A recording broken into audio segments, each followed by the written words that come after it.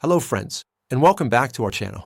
Today, we are going to talk about the single most important skill for using generative AI. It doesn't matter if you're using ChatGPT, Gemini, or an image creator like Midjourney. If you don't get this one skill right, you will never get the results you want. I'm talking, of course, about prompts. What is a prompt? How do you write a good one versus a bad one? And how can it save you hours of work? We're going to cover all of it with clear examples. Let's get started. So what is a prompt? A prompt is simply the instruction you give to an AI. It's the text you type in the chat box. It's the question you ask. It's the command you give. Here's the most important thing to remember. Think of the AI as a very powerful, very literal assistant. It's brilliant, but it has no imagination of its own.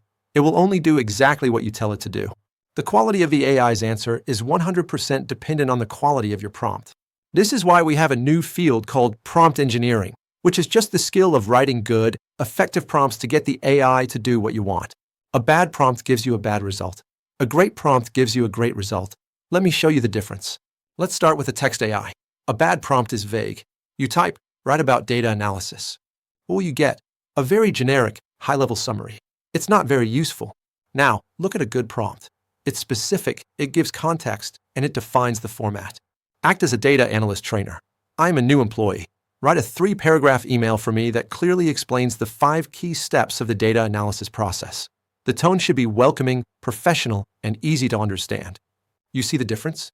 With the good prompt, the AI knows. The role, act as a data analyst trainer. The audience, I am a new employee. The format, a 3-paragraph email. The content, the 5 key steps. The tone, welcoming and professional. You get a perfect, ready-to-use result on the first try. This is even clearer with AI image generation. A bad prompt is just 1 or 2 words. You type, a dog. You'll get a random dog in a random style. It's a gamble.